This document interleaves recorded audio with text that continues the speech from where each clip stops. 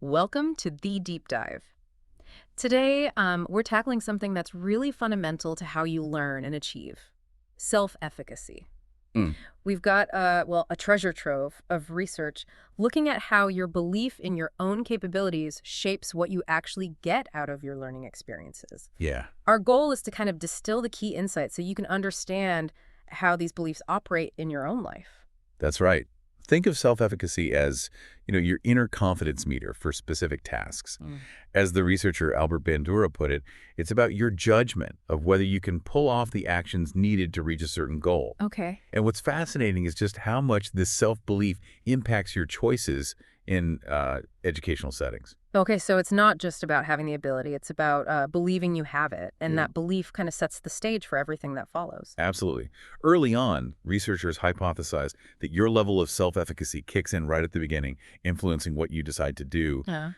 Are you going to take on that challenging course or shy away? Then it affects how much effort you're willing to invest. And finally, it determines how long you'll stick with something when the going gets tough. For Hmm. instance, if you're facing a subject you don't feel confident in, you might find yourself, procrastinating or choosing easier alternatives. Right, if you're already convinced you'll struggle, why even start? Makes sense. Exactly. But flip that around. If you believe you can handle something, you're much more likely to dive in. Yeah. And when challenges pop up, that underlying belief fuels your willingness to keep trying. Think about learning a new language. If you have high self-efficacy, you're more likely to keep practicing even when you, stumble over pronunciations. So this sense of I can do this isn't fixed. Where does it actually come from? Well, we build our self-efficacy based on a few key pieces of information. The most powerful is usually our own performance accomplishments, your past wins and losses. Successes tend to pump up your belief in yourself, while failures can chip away at it. However, if you've built a solid foundation of self-efficacy, those occasional stumbles are less likely to knock you down for good.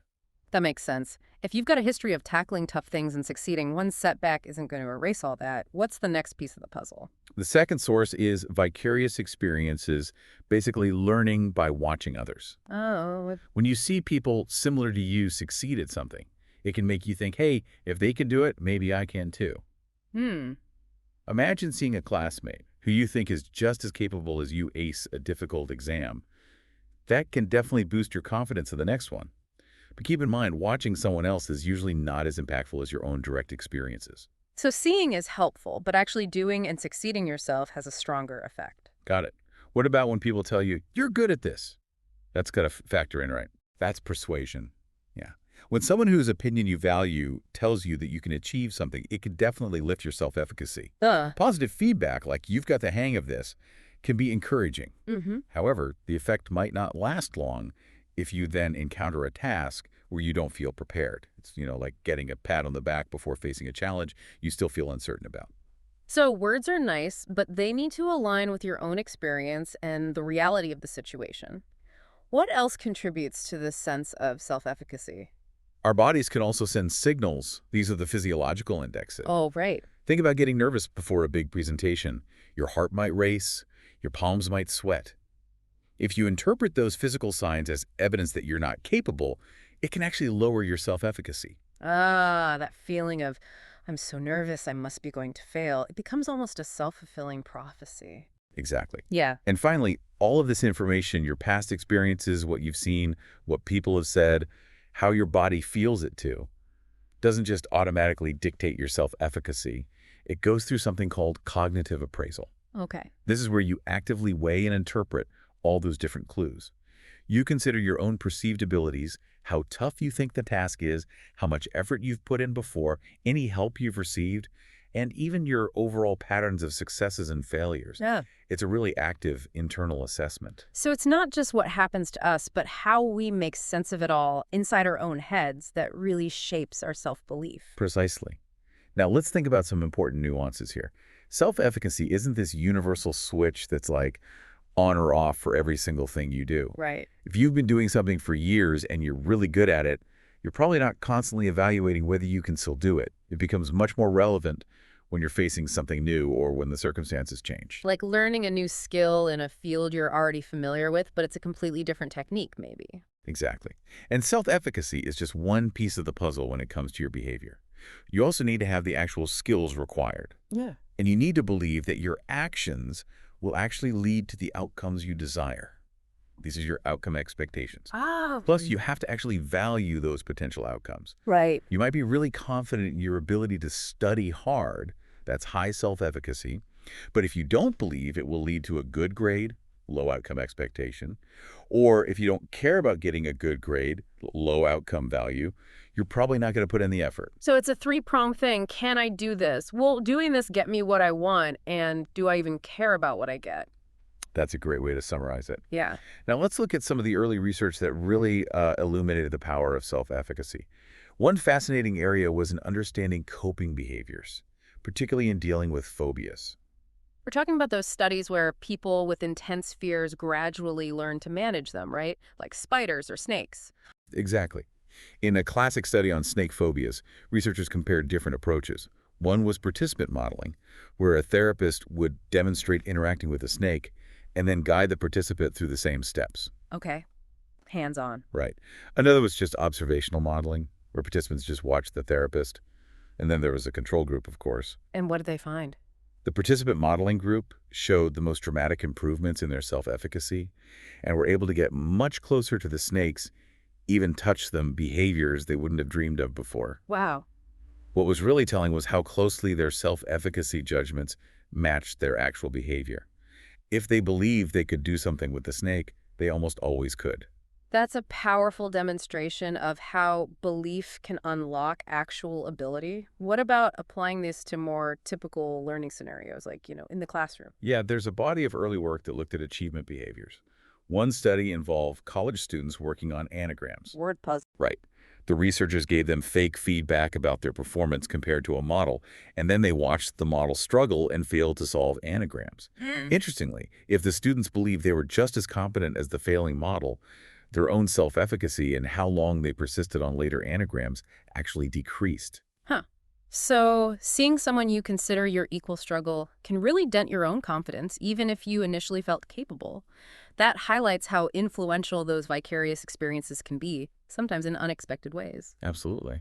Another study looked at children working on puzzles and the impact of an adult model's persistence, whether they gave up quickly or kept trying for a long time, and whether they made confident statements like, "I know I could figure this out." The researchers found that both a model who persisted longer and one who expressed confidence boosted the children's self-efficacy for tackling similar puzzles. Okay. Conversely, a model who gave up easily seemed to lower the children's beliefs in their own abilities. It sounds like we're constantly taking cues from the people around us, both in what they do and what they say, and those cues feed into our own sense of what's possible for us. Precisely. And then there's research that dug into learning specific academic skills, like long division. One study compared teaching methods cognitive modeling, where an instructor verbalizes their thought process while solving problems, versus standard instruction where they just explain the steps. Right, like showing your work out loud. Yeah, exactly. They also looked at the impact of giving feedback focused on effort. What were the key findings there? They discovered that cognitive modeling led to better long division skills than just the standard explanation.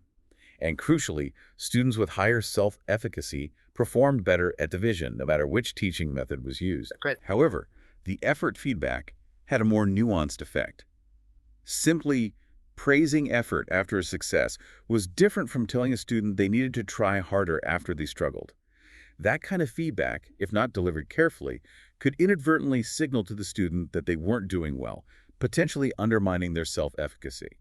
That's a really insightful point about feedback. It's not just about being positive, it's about giving information in a way that supports the learner's belief in their ability to improve. Exactly. These early studies laid the groundwork for exploring deeper questions about self-efficacy. One important one was whether it primarily influences how well you perform skills you already have, or if it also plays a role in your ability to learn new ones. That's a critical distinction in education, right? Where the main goal is often acquiring new knowledge and abilities. Exactly.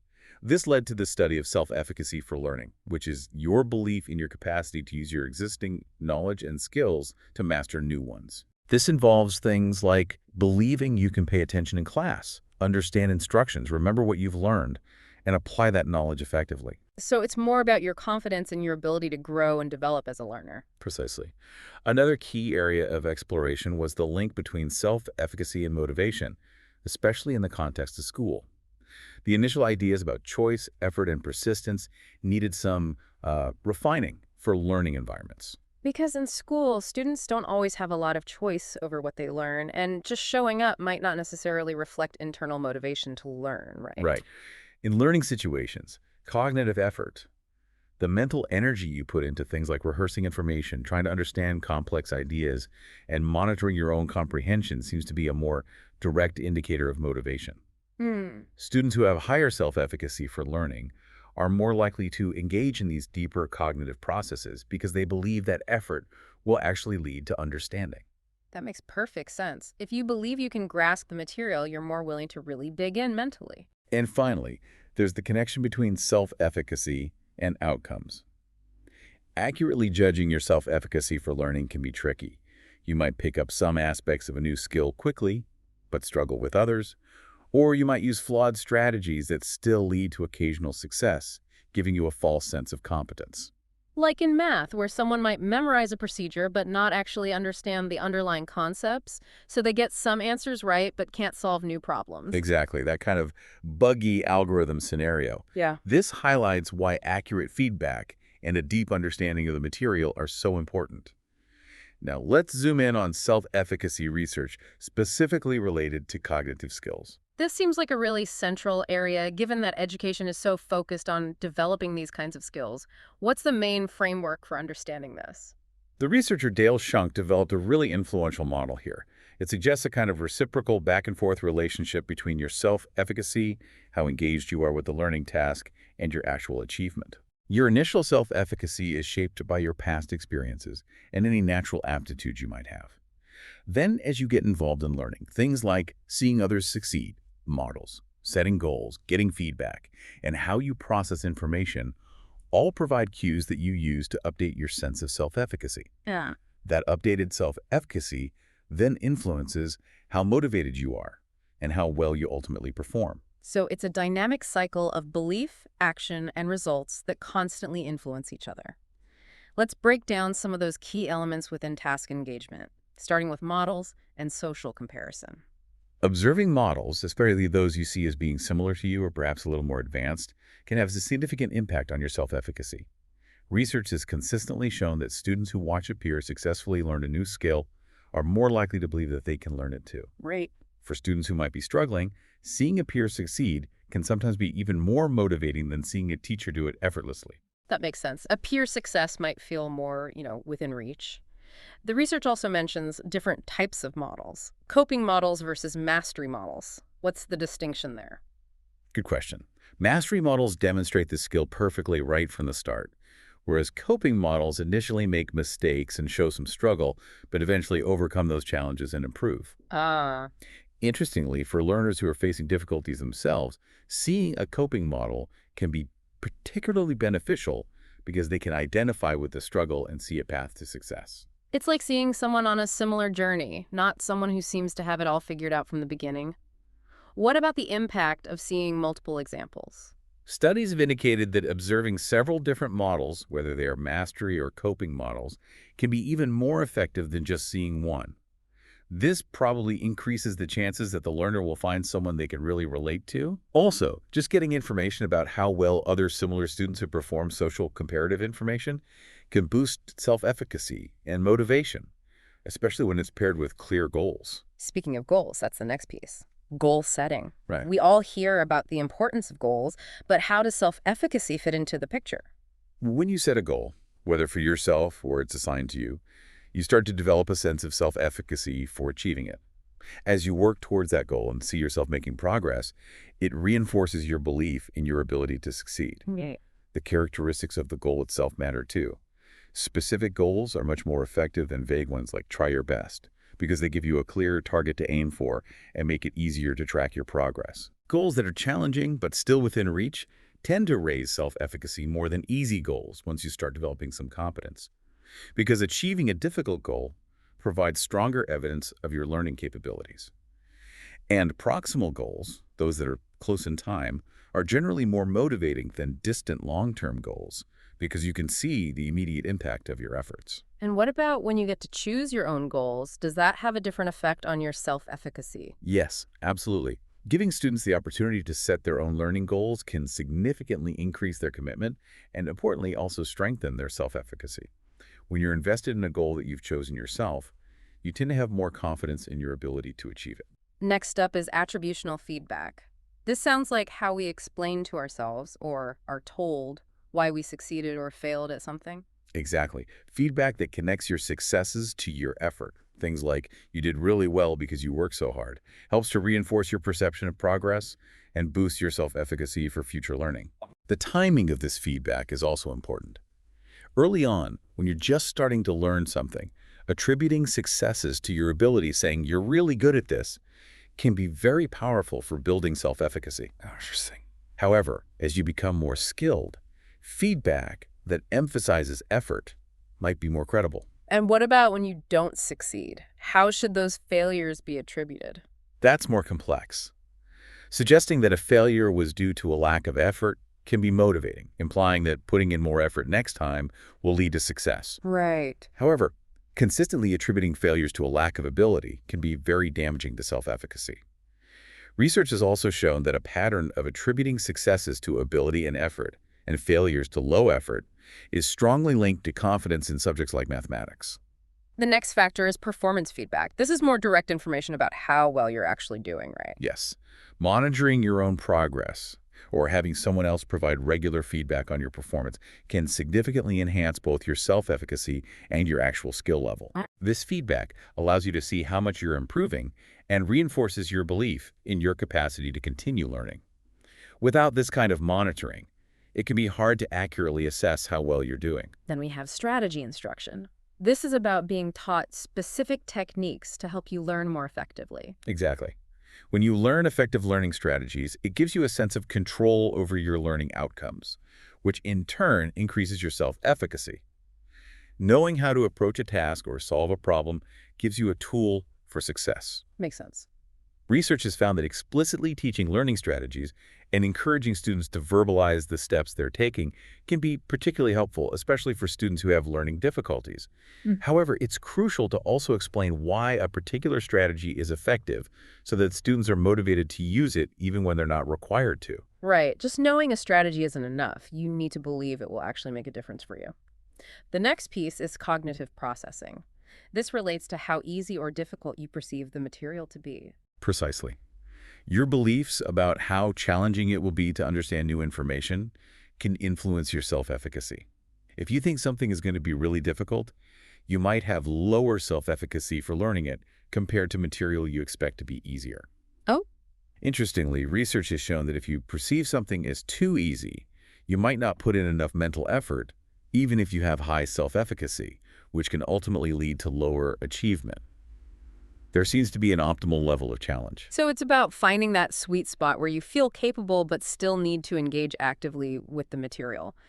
Finally, we have reward contingencies. How do rewards factor into self-efficacy? Rewards that are directly tied to your actual achievements. Performance contingent rewards are much more effective in boosting self-efficacy and skill than rewards you get just for participating. These kinds of rewards serve as a tangible sign of your progress and reinforce your belief that you are capable of succeeding. Combining these performance-based rewards with proximal goals can be even more powerful, as it gives you both a short-term target and a clear acknowledgement of your accomplishments along the way. So the reward becomes a symbol of your growing competence. Now, the research we're looking at also extends beyond cognitive skills to other important areas, starting with social skills. Yes. While a lot of the research on self-efficacy and social skills has been done in therapeutic settings, the fundamental principles seem to hold true. Okay. Just like with cognitive skills, your initial self-efficacy for social interactions is influenced by your personality and your past experiences in social situations.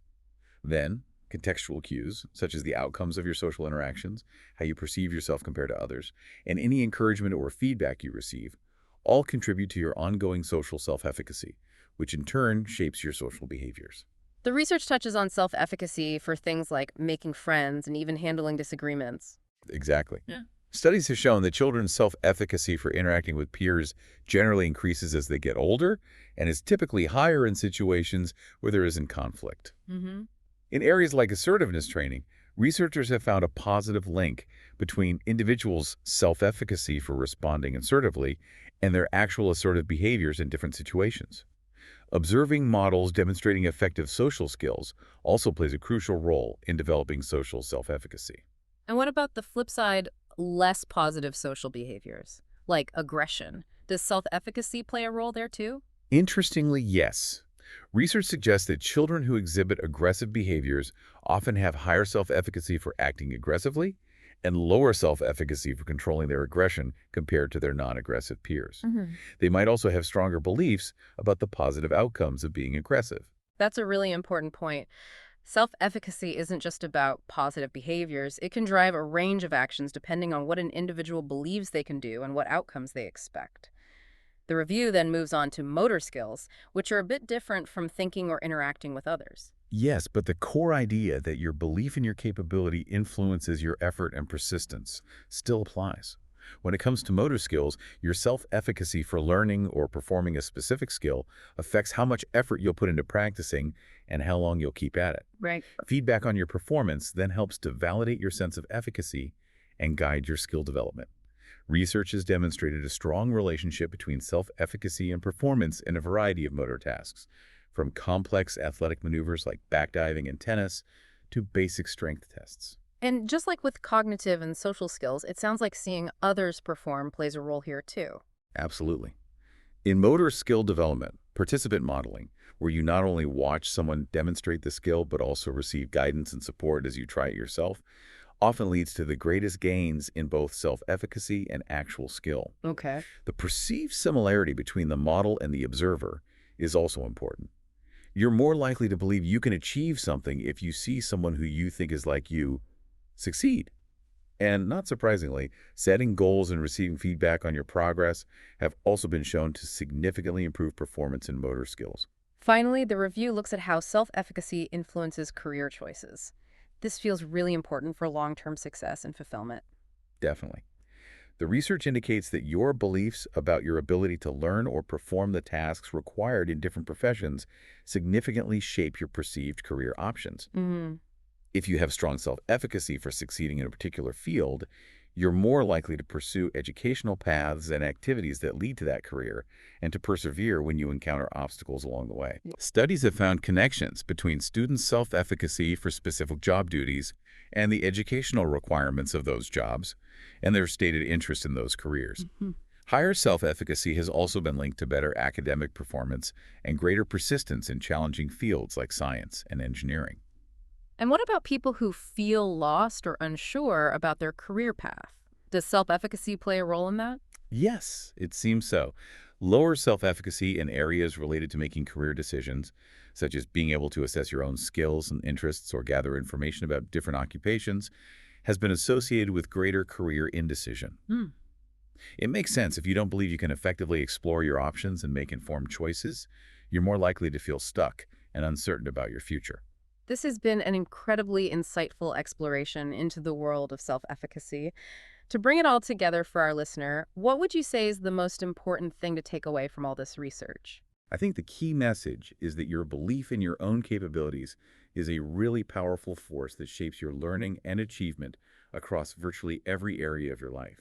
From tackling tough academic subjects to navigating social situations, developing new physical skills, and making significant life choices about your career. And understanding how your own self-efficacy operates, where it comes from and how it can be influenced, can provide you with really valuable insights into your own motivation and persistence. Exactly. Start by paying attention to the different sources that contribute to your self-efficacy, your past successes and failures, what you observe in others, the encouragement you receive or don't, and even your physical responses to challenging situations. Recognizing how these factors might be affecting your confidence in different areas is really the crucial first step. And it sounds like we're not just passive recipients of our self-efficacy levels. We can actually take steps to build it in areas where we want to grow. Absolutely. Setting specific, challenging, but achievable goals for yourself, and then actively monitoring your progress towards those goals is a highly effective way to strengthen your self-efficacy. Right. And remember that even when you face setbacks, focusing on the effort you're putting in and seeking out examples of others who have overcome similar challenges can significantly boost your belief in your own potential. This deep dive really gives you a lot to think about. It prompts the question, how can you, our listener, intentionally cultivate and leverage your self-efficacy to truly reach your full potential in all the different facets of your life? That's a powerful idea to consider. Thanks for joining us on the Deep Dive.